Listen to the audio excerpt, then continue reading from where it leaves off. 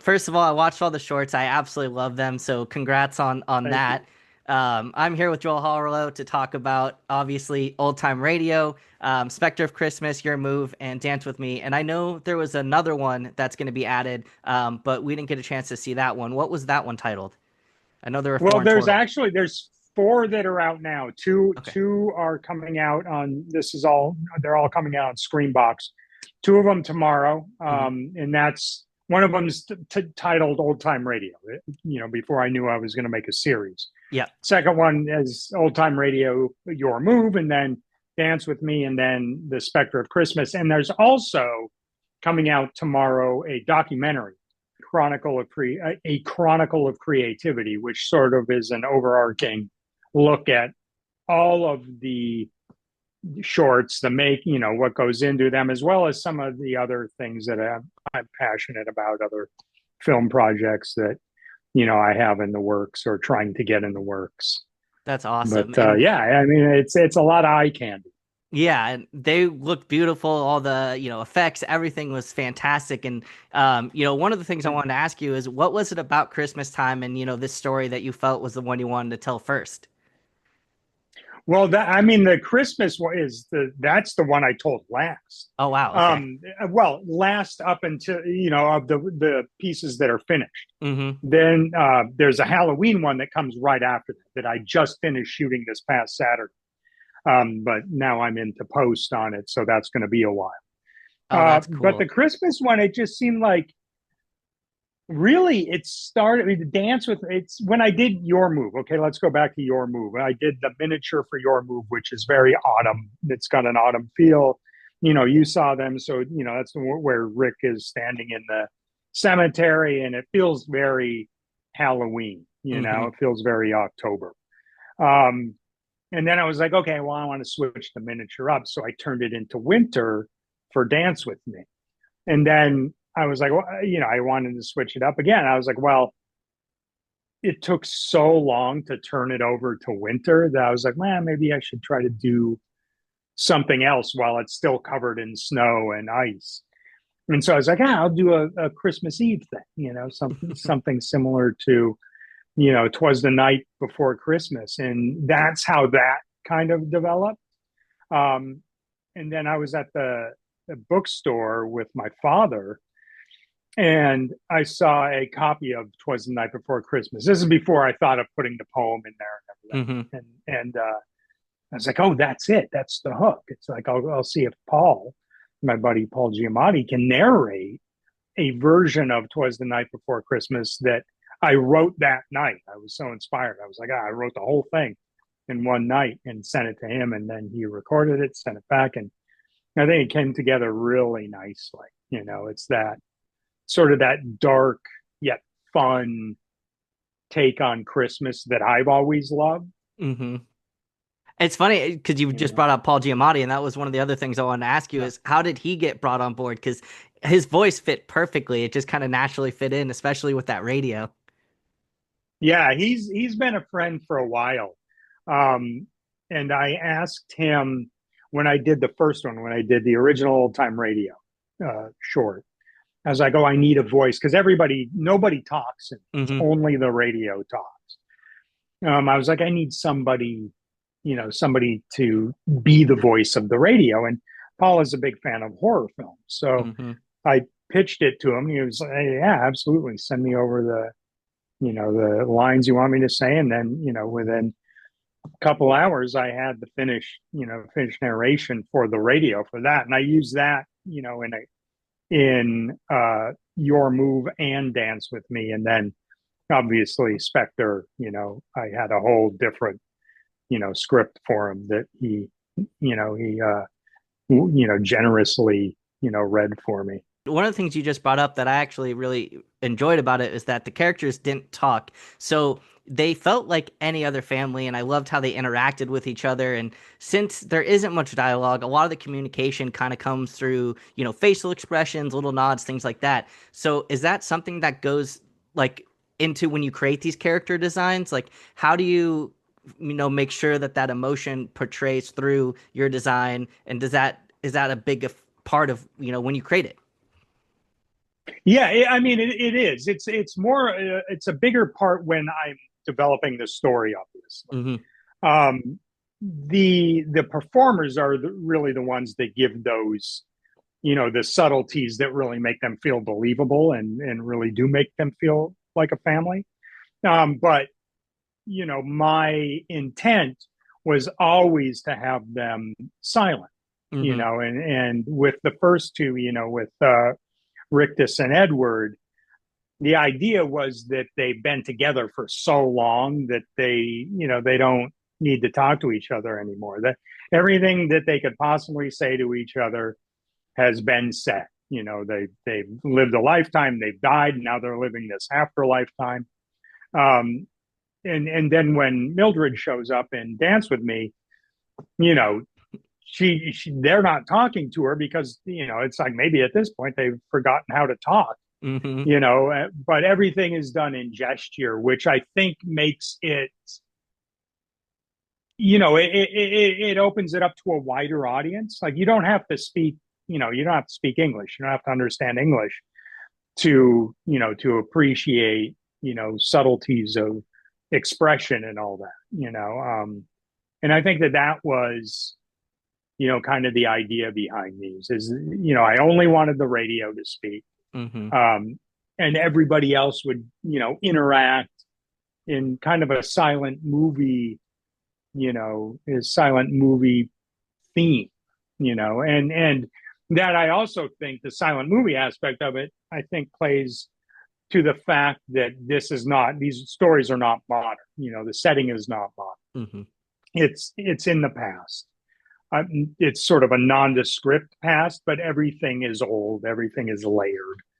Maybe 20s, 30s, 40s, somewhere in there, depending on what song I pick, because the songs, going off on a little tangent here, but the songs are also their dialogue. Hmm. They don't talk, but the songs are saying everything, in a spoken sense that they're trying to convey to each other, like in your move, I was about to your say, blase. Yeah. sorry to interrupt real quick, but the in the I Your don't know. Move, I really loved how in that song it was like you're annoying me, and you could tell between the two characters that they were also getting annoyed with each other, and I thought that was just perfect setup. Yeah, exactly. Yeah, I'm glad that came through. It is, it's like if I had written the dialogue, it would be basically that, but then I mean, it's, you go fishing for these songs that,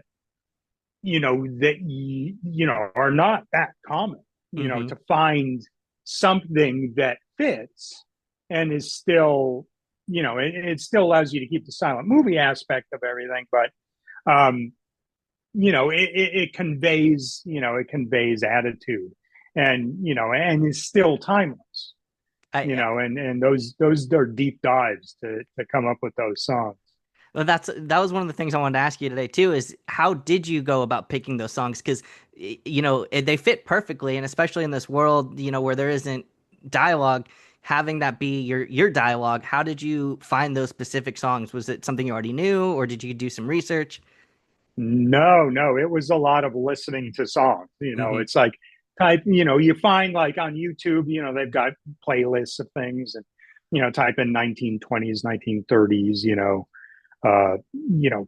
not classical, but, whatever it is, depending on whatever the song is, swing or big band or whatever. Um, Type that in and you get a playlist and start Hmm. listening to the songs. It's like, okay, well, this is, starting to say what I wanted to say, but then it'll go into something else, like a love song. It's like, well, that's not, that we've taken a right turn here, and that's more than what I'm trying to convey. So, yeah, I mean, it's basically just listening to a lot of old. I mean, now at this point, after doing this for a while, I know a lot of those songs. Hmm. It's like, oh, I know that this song, haunted, this house is haunted. It talks about, it does talk about a love story about the ghost of, a former, partner being, everything reminding this person that, they once lived there and that kind of thing. And I may use some of that in the new one, which is the Halloween episode. I'm excited for the Halloween one. That's my favorite time Yeah, of the year. it's good. Yeah, So, same. It's like almost, I was thinking, well, I could tackle Halloween. I could, turn the miniature over, tackle Halloween. But like I said, I wanted to get another one out of the winter. Hmm. And I always knew, like, even when I was doing Christmas, that I was going to do Halloween, just working up to, because it had to be, all of these are sort of an amalgam of my influences, things that have influenced me as an artist over the years. So I mean, in Halloween, same, it's my favorite holiday. Hmm. So to fill everything that resonates Halloween with me, that gives me that feeling, into one short was, it's like, I don't want to screw this up, because it's Yeah. my favorite holiday and a lot of people. Um, and then there's a lot of things that I remember as a kid, like the Great Pumpkin, stuff like that. That I've worked into it. That's great. I can't wait for that one. And I know you said you've had a lot of influences over the years, and obviously you've worked on so many films. And when it came to directing these shorts and creating these worlds, was there something valuable that you learned from working on another set that really helped you kind of hone in on this project? Yeah, absolutely. I mean, I worked with Gore Verbinski a few times. He's the director of Hmm. Pirates of the Caribbean, the first three, and also Lone Ranger.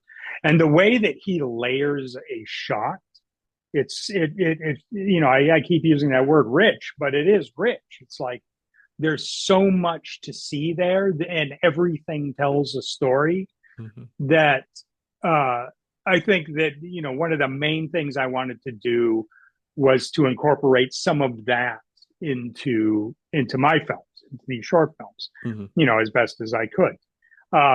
I wanted the background to be full of Easter eggs and things. So because when I come into the house that we shoot at, we've shot at the same house for the past four now, including the Halloween one.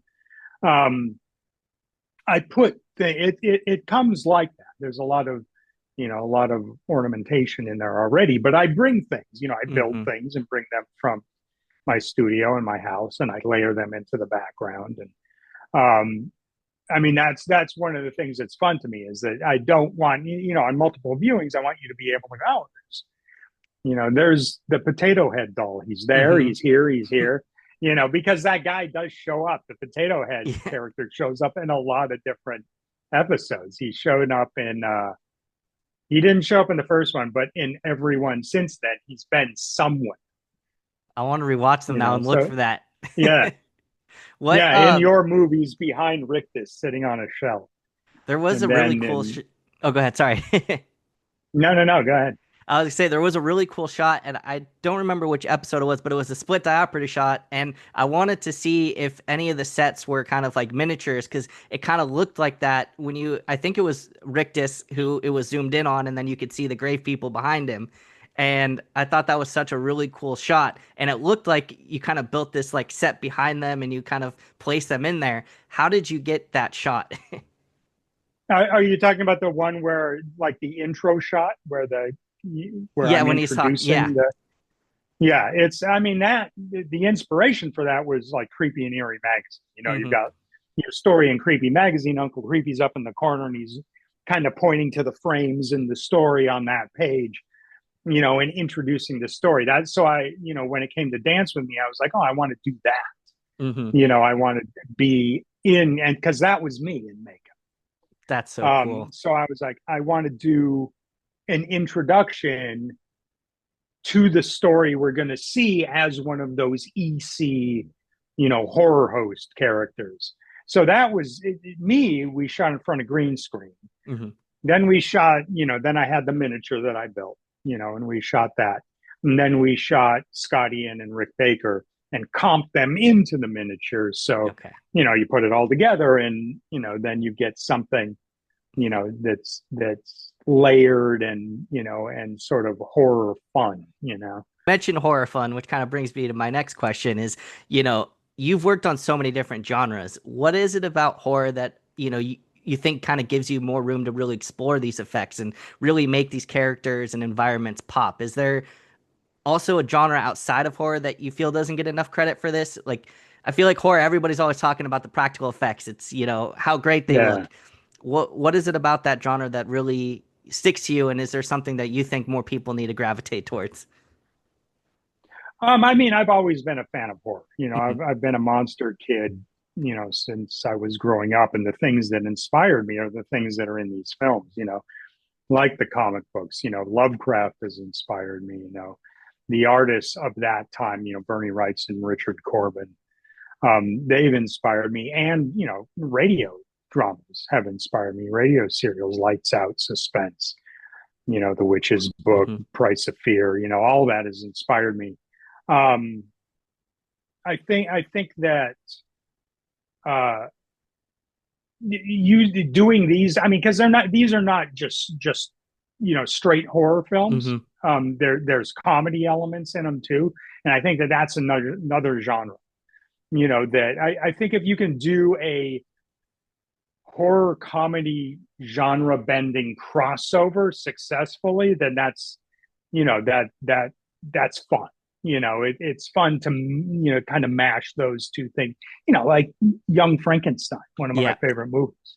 It's like it's horror, it's comedy, and it works brilliantly.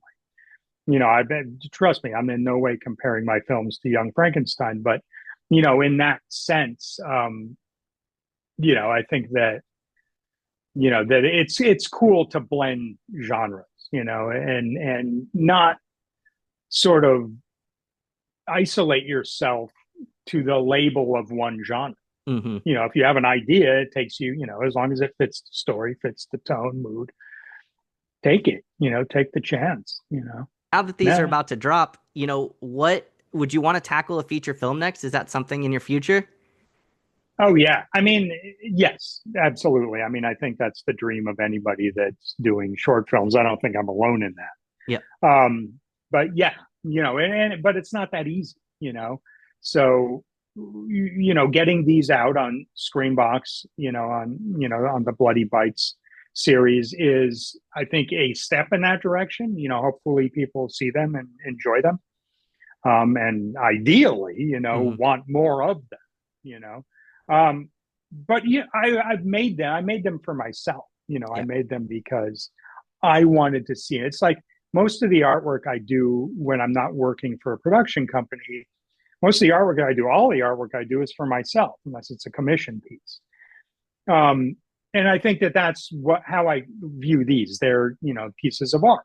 That's why I'm pretty detailed in Hmm. my sculpting and painting and all that character creation. And I think that sort of translates into these films because they are detailed. I obsess over what's this book look like. The monogram logo on the front of the Christmas book that says Grimm. That's all that stuff is important to me. The stocking with the lumps of coal in it on Hmm. Christmas morning. It's like all those little things. There's in Edward's stocking. There's a Vincent Price doll that I made just for That's this. so cool. It's like a leaning to the side. You may not know it's him because it's not right on his face, but Hmm. that's one of those Easter egg things that I try to put into these. Um, but yeah, I mean, if I could do a feature of these characters or something a little darker, horror, basically whatever it is. I mean, I've got as do many filmmakers, a bunch of ideas. Oh, I've got many scripts that I've generated, written. Um, yeah. So yeah, I mean that's that would be the dream, and that's kind of why I did the documentary. I put all of because if I added the shorts into the documentary, it'd be feature length. So there's a feature, but you know it's not a narrative feature. It's got narrative elements in it, in bits, but it's the whole thing is it's not telling one story. It's telling many stories with the same people. yeah. And you've done so many incredible effects, makeup, prosthetics, especially for a lot of my favorite films. Obviously, Pirates of the Caribbean. I saw Power Yeah. Rangers, Anaconda, Constantine. So, what was the most challenging when it came to this, creation of these effects, and which was the most rewarding to you of your projects? I mean, there's every character that you make, there's some element of challenging it. If it becomes too easy, then maybe you should readdress it. It's like every Hmm. time I sculpted when I was younger, if the sculpture came too easy, it felt like I didn't earn it. So the challenges I think is certainly, from a very practical stance, keeping the axe on Edward's head is Hmm. challenging. It's a threaded rod with magnets on it to hold it in place so that when he That's so moves, it cool. doesn't flop around and it remains rigid and all that. But and getting everybody ready in the morning is challenging. At 2:33 a.m. because I do one of the makeups myself, and then I have a bunch of my friends and who are very talented, award-winning makeup artists come in and help me out. Couldn't do it without any of them. But getting a makeup done by 6:37, getting them wardrobe, going to set, and then I have to put on a different hat and shoot the thing. That's a challenge. It's crazy how much goes into the effects and creating the makeup and all of that. Like you never really see that side of things, so it's really cool to kind of get your perspective on all of this. Yeah, yeah, And yeah. It's a lot of work. It's a lot of work. last question here for you. Is there anything you want people to know about these shorts before going into it? What's something important to you that you hope comes across? I mean, just I hope the passion resonates, with people, with the audience. Mhm. Certainly as you watch them, and I mentioned this in the documentary, the first one I shot myself, the second one I had a DP, Matt Davino, shoot for me. Same with the third and the fourth. Um, so they do get progressively more refined, more polished, Mhm. but the heart is there from the very beginning, so uh, when you go in, just go in with that sort of childlike, if you're a fan of comic books, you're a fan of Mhm. horror, that, sort of childlike, I don't want to say wonder, but excitement, enthusiasm when a new thing comes out. And then, then hopefully you like it. And at that point, just say, hey, we want more of that. Well, you know, definitely. and then maybe somebody goes, oh, let's make more of that. Please make more. I loved them. I can't wait for people to Thank check them you. out. Perfect. So please go make sure you go Yeah. check them out. And thank you so much for your time today, Joel. Thank you, Seth. It was great.